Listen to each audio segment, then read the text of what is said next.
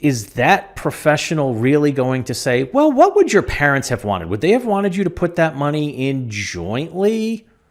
Or would they want you to keep that separate? So they're told, no, put it in a joint account. They're going to put it in a joint account.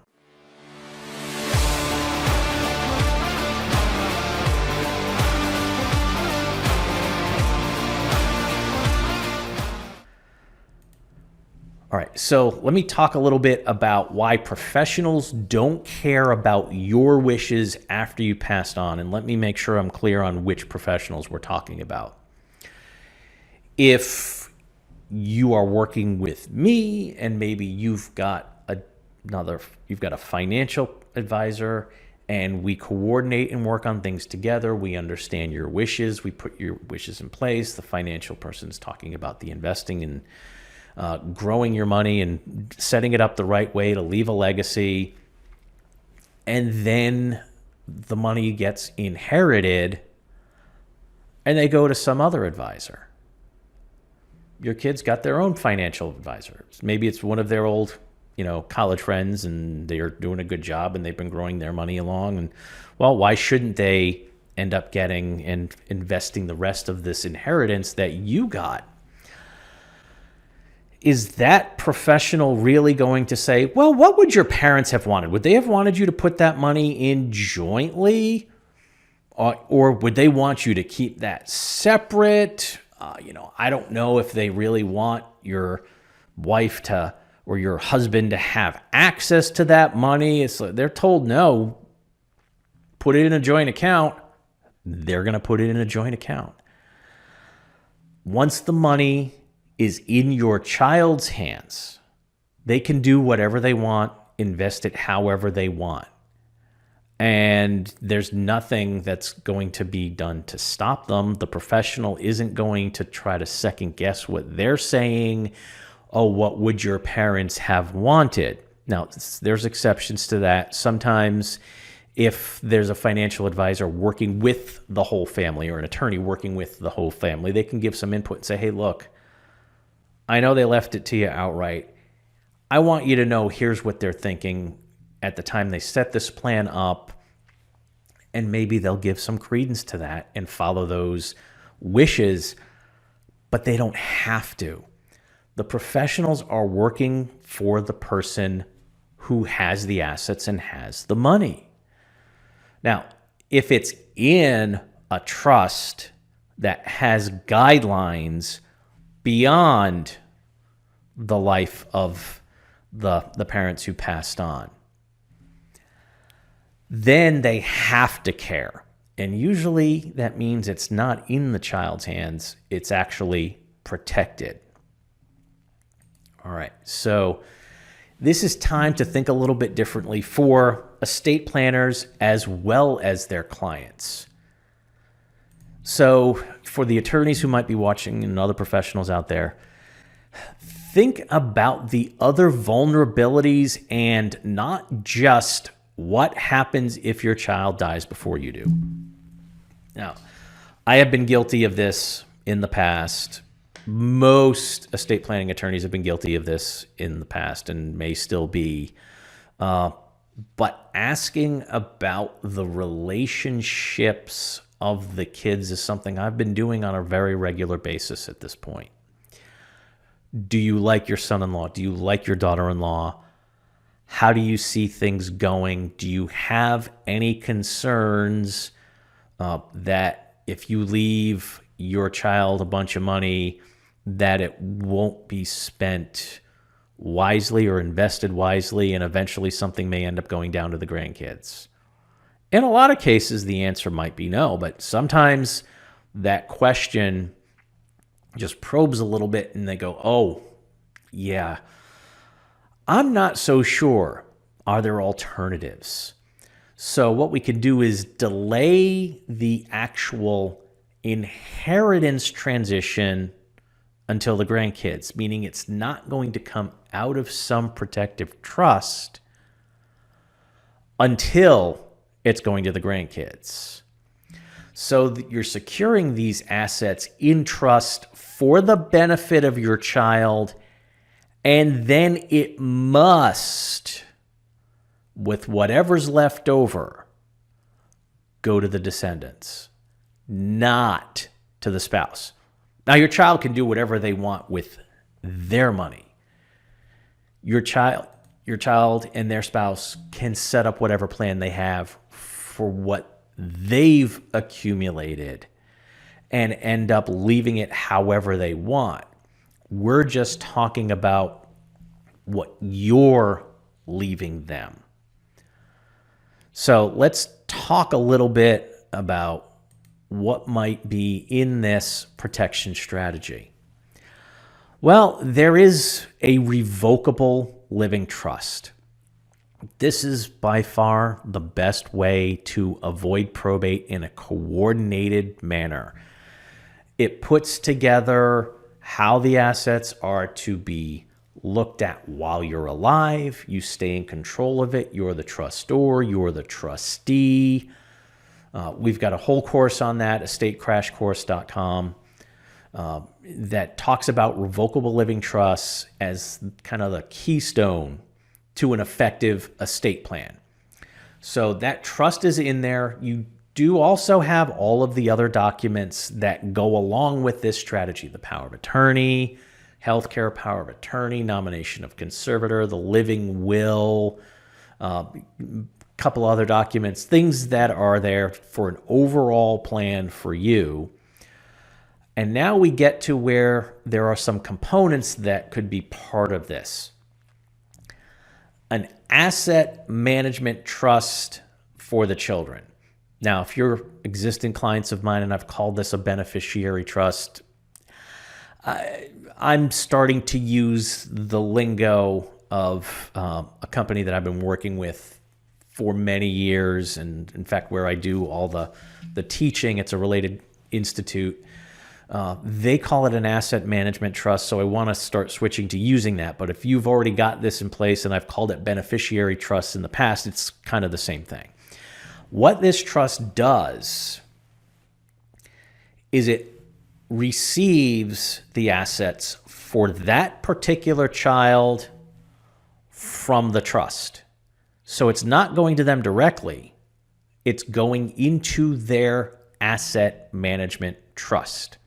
Now, I don't want to go too deeply into who the trustees are and how it has to work, but the main point is your child cannot be the trustee over their own trust and have the protections against all those vulnerabilities we just recently talked about. It has to be someone else.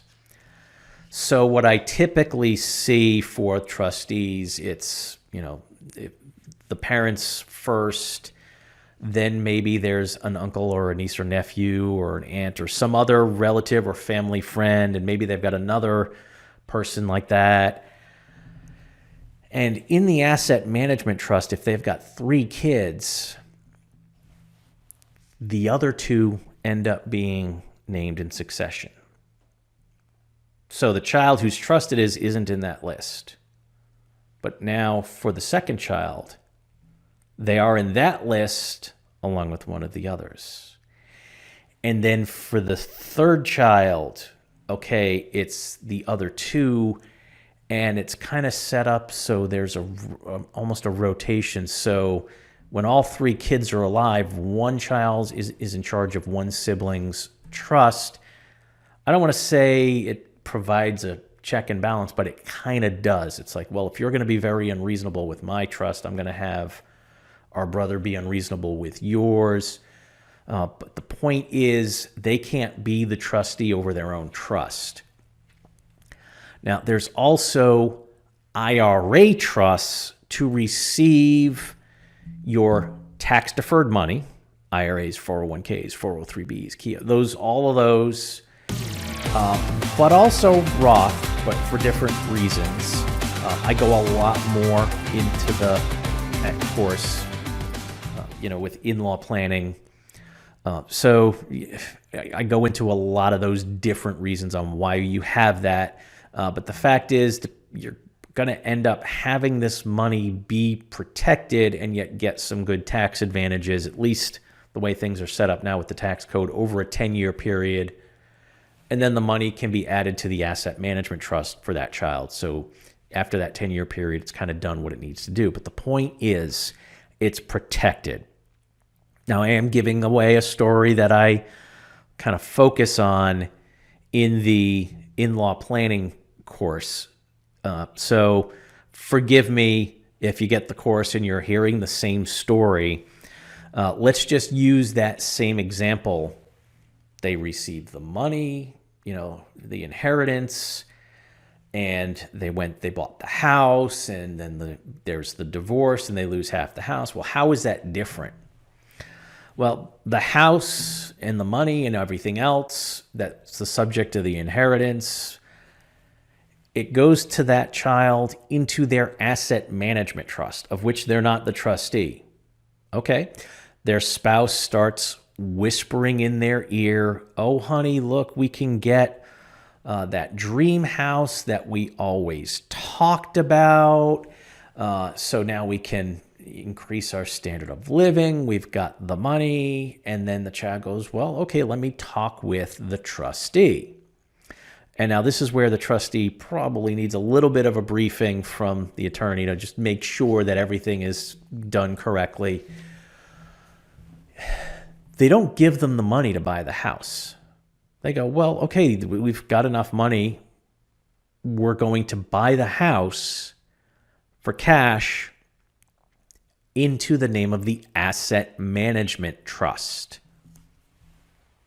All right, so they contact a real estate agent. They start looking around. They find the house. This is the house you want, right? Okay, well, let's get the paperwork over to the attorney. It's like, well, the money, do you need a mortgage? No, the money is coming from the trust, so the trust is actually buying the house. Oh, okay. They get the closing attorney to talk with the trustee. It gets titled in the name of the asset management trust.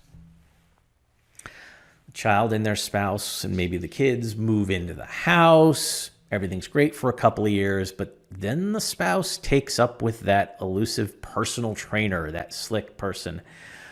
And I want a divorce. I want half the house. And I talked with a divorce attorney, and it's my house too. I want half the house. And your child gets to say, well, no, actually, it's not half your house. In fact, it's not even half my house. The whole house is owned by the trust. And by the way, here's a letter from the trustee saying you've got a week to get out. So you're being evicted. Get your stuff and get out. Now, depending on state law, it might not be a week. It might not be even a month. There's time period. But the fact is, that house is not on the table for the divorce anymore because it's not owned by the person being divorced. It's not part of the marital assets that are going to get divided. It would be the same thing as if the parents own the house and just let them live there. I want half the house. Well, my parents own the house. You can't have it. The trust owns the house. So this is where there's that big difference. Now, all of those protections that I talked about in the potential vulnerabilities, what if the spouse is a spendthrift? They're just going to spend money, we spend money on this, spend money. The trustee is there to say no. And this is a psychological relationship point, but it's an important one. Your child may not want to tell their spouse no. They get to say, well, no, the trustee is not going to give us the money to buy that brand new Mercedes for you. They said they're willing to buy a much less expensive practical car in the name of the trust, and you would get to drive it as long as you're on good behavior. Well, maybe they won't say that. But they'll end up being able to say no to their spouse, and it's not their fault. It's the trustee's fault. Okay, that's fine. And then, all right, what if there's a lawsuit? Well, okay, that money is no longer on the table because it doesn't belong to your child or their spouse. It belongs to the trust. And the trust is locked down tight so that the only money that would be lost in that lawsuit is whatever was distributed outright to the beneficiary.